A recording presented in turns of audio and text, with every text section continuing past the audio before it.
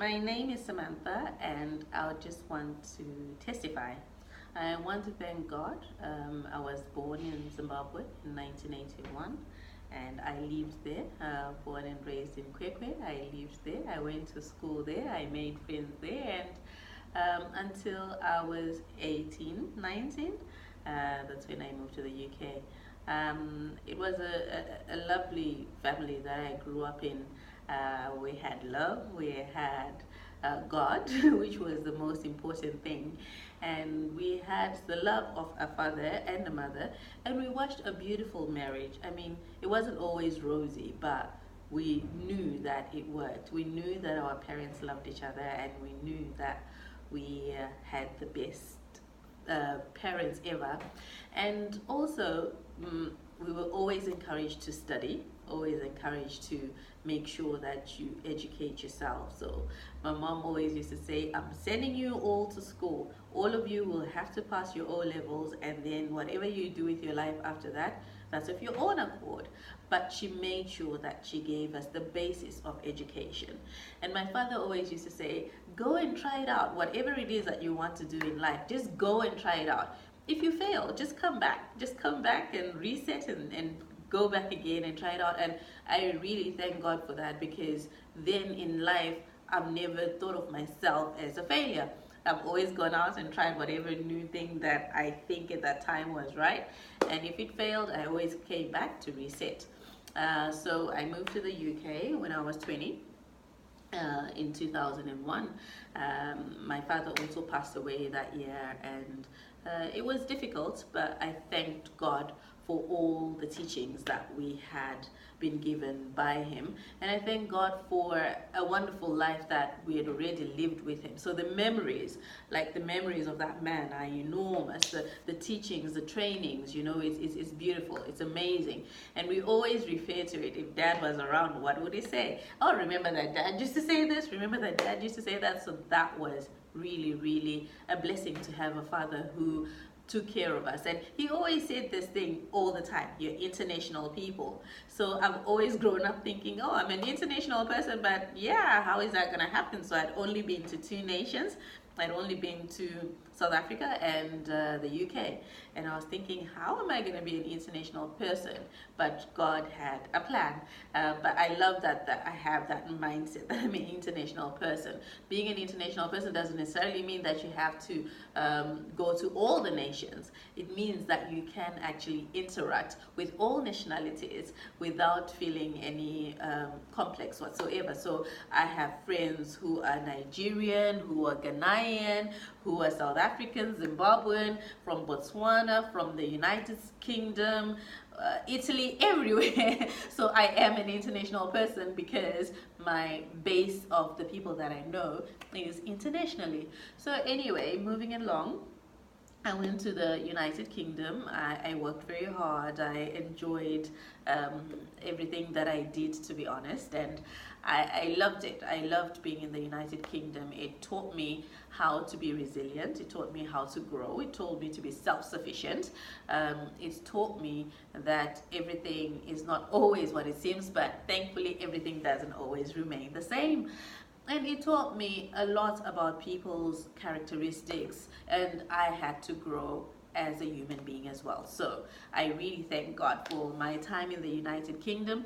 I went through a lot of hardships with the Home Office and trying to regulate my stay and all of that, and it was quite a trip, but it was inspirational to some people who had never gone through this. I remember my friend who is Indian, but she was born in the UK, so she'd stayed there, and she was thinking, how do you keep a smile when all of this is happening to you? How do you keep a smile when you can't get an official job? How do you keep a smile when you constantly have to go and report? How do you keep a smile when the Home Office says no and they change their rules whilst you have put in an application, and then the next thing comes back is like, oh, the rules changed, so you don't qualify under this anymore.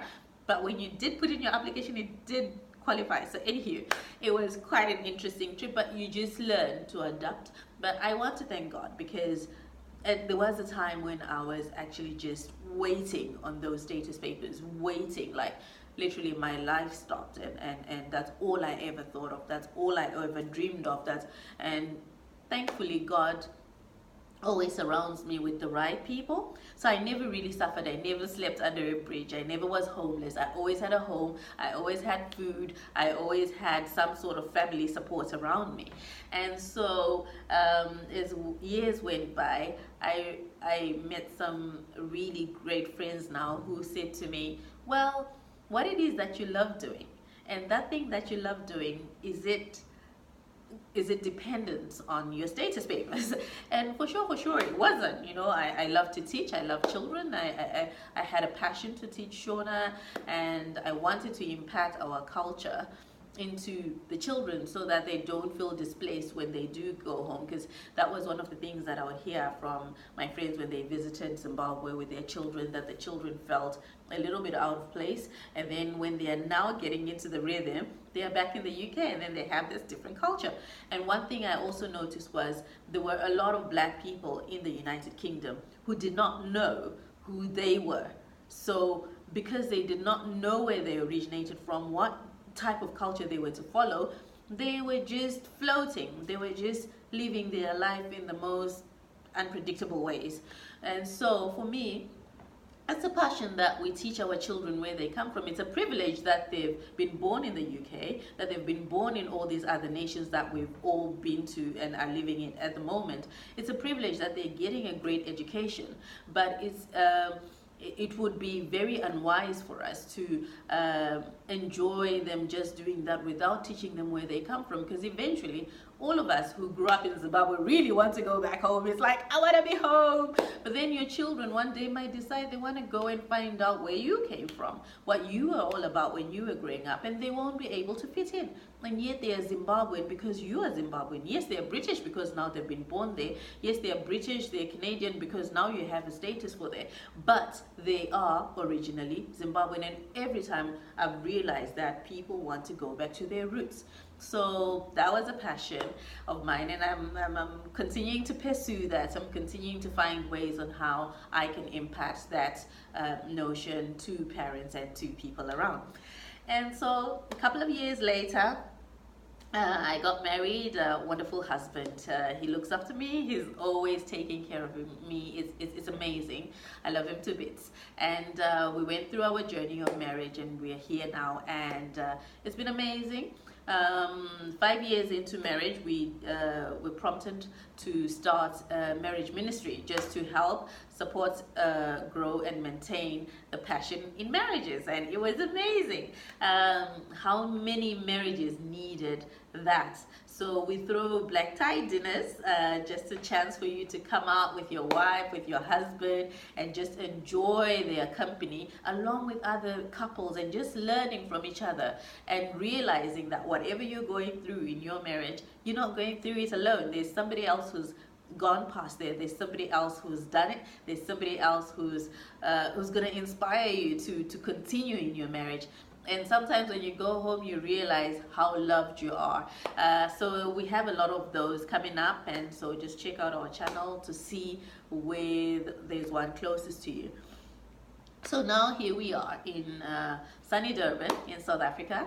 By grace, God allowed us to be here now. And so I believe that being in the UK was a training ground. I credit a lot of things, a lot that I've learned in my adult life to it, and to all the people that I met there, to all the companies that I worked for, all the people that I worked for, all the people that I engaged with. It made me grow as a human being. And so here we are in Durban, and just enjoying it, just realizing how much work and influence that we can give. Just the knowledge that you have whilst you're sitting in your home can improve someone else's life. So I am pretty excited and looking forward to what God has in store for us, how we're going to impact marriages, how we're going to impact young people's lives, how we're going to minister, and how we're going to just impart the knowledge and wisdom that we have now.